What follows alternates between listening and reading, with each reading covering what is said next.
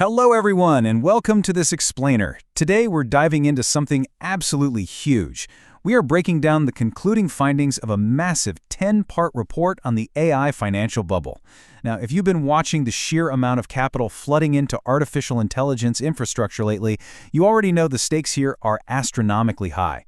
So in this final analysis, specifically looking at part 10 of the source material, we aren't just looking backward, we're looking forward. We're going to map out exactly what the next 5 years hold for the AI economy, based strictly on the data and historical precedents. Okay, let's dive into this step-by-step roadmap for the future of the AI economy.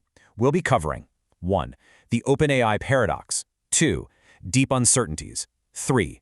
The correction timeline, 4. Traits of the winners, and 5. The final verdict. Let's get right to it. Section 1. The OpenAI paradox. To truly wrap our heads around the macroeconomic forces at play across the globe right now, it really helps to ground our conversation in a very specific, totally recognizable microcosm. Just look at this number, $3.4 billion. As of 2025, OpenAI reached an annualized revenue of approximately $3.4 billion. That is a staggering achievement. I mean, in absolute terms, growing from essentially zero in 2022 to over $3 billion in just a couple of years. That represents historic, almost unbelievable business growth. If you only looked at this one metric, you'd probably assume the underlying financial health of the AI boom is entirely bulletproof. But here's the paradox. That impressive $3.4 billion in revenue is dramatically insufficient to cover their compute costs. Those costs are estimated at $4 to $7 billion annually. And that's not even mentioning their other operational expenses. So what happens? Well, they've raised capital at increasingly astronomical valuations, hitting $157 billion in late 2024 while remaining deeply cash flow negative. They are literally the most influential AI company in the world, yet they represent one of the least financially sustainable business models in big tech right now. It's basically a game of scale that requires constant, massive injections of capital. Which brings us to Section 2, what remains deeply uncertain. So that tension we just saw with OpenAI, that scales up to the entire industry. But predicting exactly how and when this tension resolves is incredibly tricky because there are some massive variables still up in the air. The report highlights 5 specific uncertainties that are basically keeping the industry guessing. First, the pace of capability and efficiency gains. Like, will these models actually get cheaper to run quickly enough? Second, enterprise adoption velocity. How fast are traditional, everyday businesses going to integrate these tools? Third, geopolitics, especially concerning Taiwan and the fragile semiconductor supply chain. Fourth, the looming effects of US and EU regulations. And finally, the Jevons paradox, which is this fascinating economic theory suggesting that as AI becomes more efficient, we might just consume vastly more of it, keeping those infrastructure demands sky high anyway. Now, what's really interesting about this slide is a hard lesson it brings up from financial history. And that lesson is predicting if a bubble bursts is almost always easier than predicting when.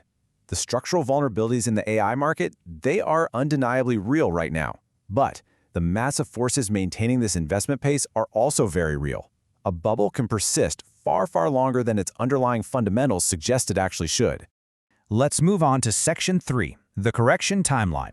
So despite that uncertainty about the exact trigger date, the report uses historical models to lay out exactly how a market correction is expected to play out once it does begin. Based on the analysis, we're looking at a definitive sequence of events over the next 5 years.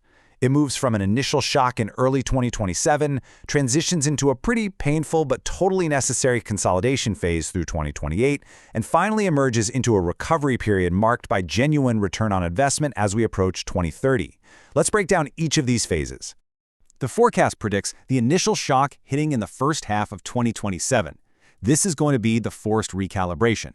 AI startup funding rounds will suddenly become incredibly hard to close. We're going to see companies that have just been burning cash without any real revenue start announcing layoffs.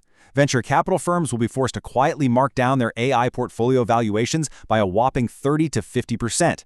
Meanwhile, enterprise tech budgets for AI, which have been expanding like crazy, will likely be held completely flat until these existing tools actually prove their worth.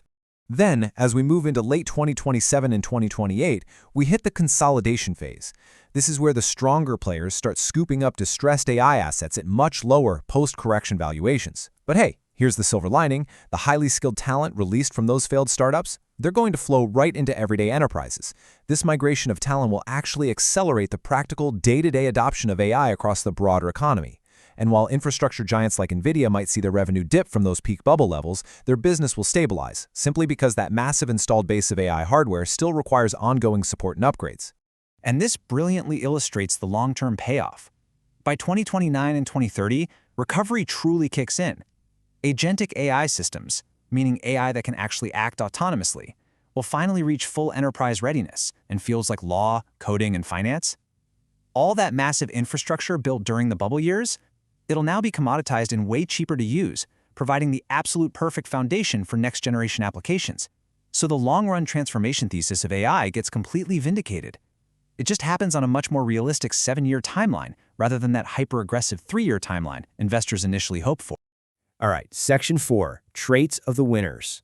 So, if we're staring down this rocky path ahead, how do companies actually survive it? Let's reveal exactly who makes it through this predicted 30 to 50% correction in one piece. The report identifies 6 specific characteristics of post-bubble winners. First, genuine utility. You absolutely must have products people actually use, not just products investors like to fund. Second, a clear path to profitability. You need business models that can eventually generate real cash. Third, infrastructure leverage, which is the ability to utilize that cheaper post-bubble compute power. Fourth, capital efficiency, doing more with less during the lean years. Fifth, real customer relationships that generate proprietary data. And finally, talent concentration, the ability to attract the absolute best engineers displaced from your failed competitors. When you take those traits and apply them to the market, a really stark divide emerges. On one side, you have the major hyperscalers. We're talking companies like Microsoft, Google, Amazon, and Meta. They have diversified revenue streams and absolute fortress balance sheets that act as bridge financing to help them easily ride out a 2 to 3 year correction cycle. On the other side, you have the pure-play AI casualties. These are the companies without those structural advantages, heavily vulnerable to any sudden drought in venture capital funding. They simply do not have the cash reserves to wait out the storm. Which finally brings us to Section 5, the final verdict. So, the crucial point is, after looking at all the deep uncertainties, the timeline of the correction, and who is structurally positioned to survive it, what is the final bottom-line takeaway from this entire 10-part analysis? Well, the central thesis boils down to these 3 words regarding an AI bubble correction: probable, partial, and ultimately productive.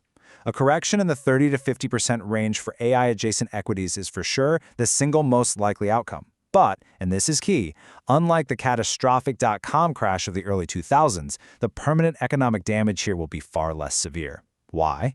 Because the underlying technology is genuinely useful and the primary investors pushing it forward are incredibly well capitalized.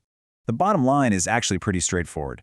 The AI bubble is real, yes, but the AI revolution is also real. The financial miscalibration happening right now is undeniable. Capital deployment is vastly outpacing near-term revenue. However, the technology possesses genuine long-term economic utility. Sure, the massive data centers being built today might be a little premature for current demand, but the economy will eventually grow right into them. Which leaves us with a final question for you to chew on today. As you plan for the next 5 years, are you distinguishing between the near-term financial miscalibration and the long-run technological reality? Because surviving the coming years requires navigating that exact gap.